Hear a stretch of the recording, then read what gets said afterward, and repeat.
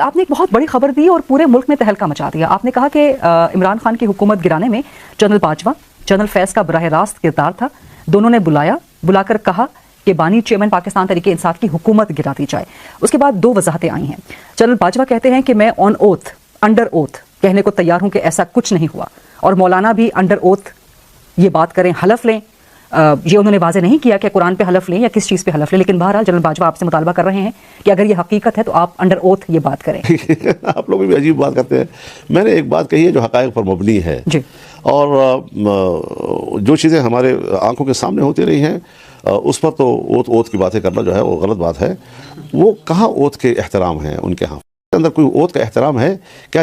یہاں کوئی اوتھ کا احترام ہے کیا؟ جب ان کو کمیشن ہوتی ہے تو وہ حلف نہیں اٹھاتے کہ ہم سیاست میں مداخلت نہیں کرتے. تو کیا ان کو پتہ نہیں ہے کہ وہ مداخلت کر رہے ہیں اور کرتے رہتے ہیں ہمیشہ اور اپنا حلف توڑتے رہتے ہیں؟ جو ہمیشہ اپنے اس دوران ملازمت میں مداخلت کرتے ہیں اور مداخلت کر کے اپنا حلف توڑتے رہتے ہیں, آج وہ مجھے اگر کہتا ہے کہ میں اوتھ اٹھاتا ہوں تو اس کی کیا اہمیت ہوگی میرے نظر میں؟ آپ جنرل باجوہ کی بات کو رد کرتے ہیں, ان کے رد عمل کو رد کرتے ہیں. آپ چاہتے ہیں کہ ان معاملات کی تحقیقات ہوں؟ آپ چاہتے ہیں کون تحقیقات کرے گا؟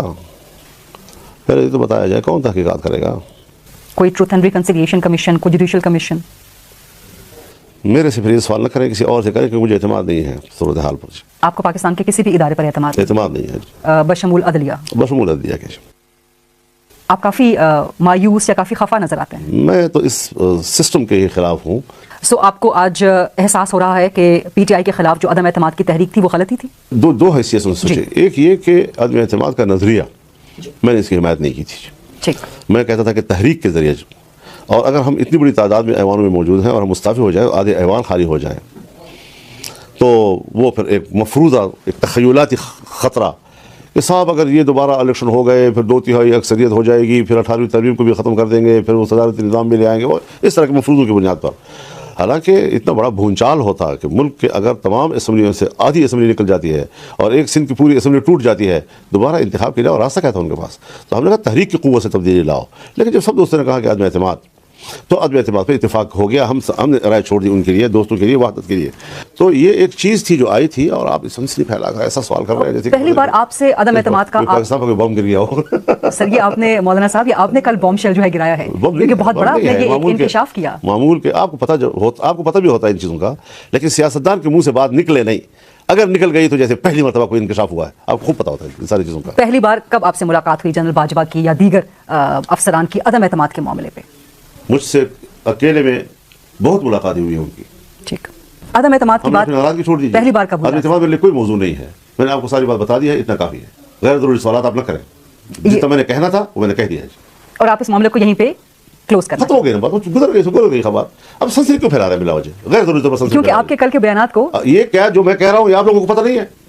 کل آپ کتابیں لکھیں گے, صحافی لوگ پھر بعد میں کتابیں لکھتے ہیں نا جی, پھر اس میں آپ لکھیں گے کہ ہم یہ بھی پتہ تھا, یہ بھی پتہ تھا, یہ بھی پتہ تھا. آپ لوگ خود تو روزانہ سنسنی پر پھیلاتے رہتے ہیں. ایک سینئر صحافی جو ہے اسٹیج پہ کھڑے ہو کر پتہ نہیں بھولی بسری کوئی کہانی لے آتا ہے اور پھر جناب یہ کریڈٹ لیتا ہے, پہلی مرتبہ ایک انکشاف ہو گیا.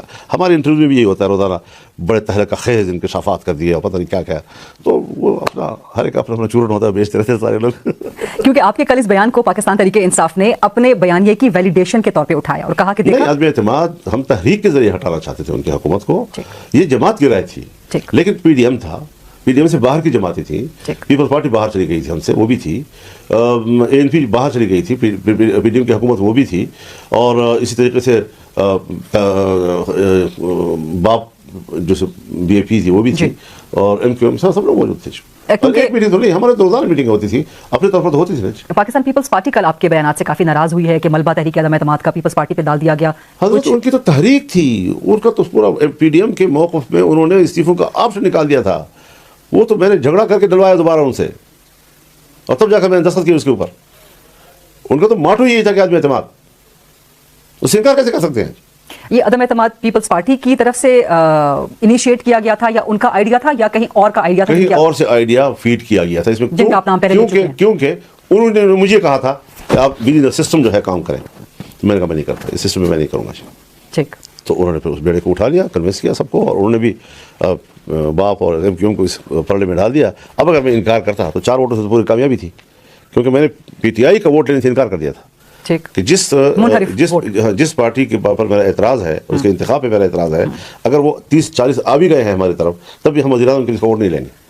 اس کے باوجود پھر جب جمع کیا گیا تو مشکل سے ہم 3-4 ووٹ جیتے ہیں جی۔ تو یہ چیزیں تو اپنی جگہ پر حقیقت ہے، جو حقیقت ہے اس کا انکار کیوں کیا جائے، اور اس میں قباحت والی کون سی بات ہے؟ سو یہ آپ نے اس موقع کو منتخب کیوں کیا؟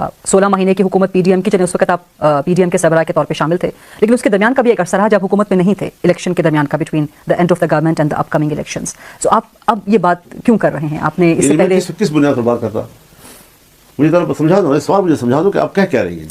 کیا آپ کے اس انکشاف کا تعلق ختم ہوئی پھر تو الیکشن کا زمانہ آ گیا؟ اس درمیان میں آپ نے یہ بات نہیں کی کہ ہمیں عدم اعتماد کہنے کے لیے جنرل باجوہ نے یا دیگر افسران نے کہا؟ کہتا جب ایک چیز ہو گئی ہے، ختم ہو گئی بات، اور میں کہہ چکا ہوں، وہ کیوں یاد نہیں ہے آپ کو؟ اس زمانے کی بات ہے، میں کتنی دفعہ کہہ چکا ہوں، کتنے انٹرویوز میں یہ بات کہہ چکا ہوں، لیکن ہماری سوچ، ہماری رائے، چونکہ اس وقت اس کو وہ حمایت جب نہیں مل رہی تھی تو پھر آپ سوال بھی نہیں کر رہے تھے۔ ہمارے غریب ملا کے اذان پر تو کلمہ بھی آپ لوگ نہیں پڑھتے۔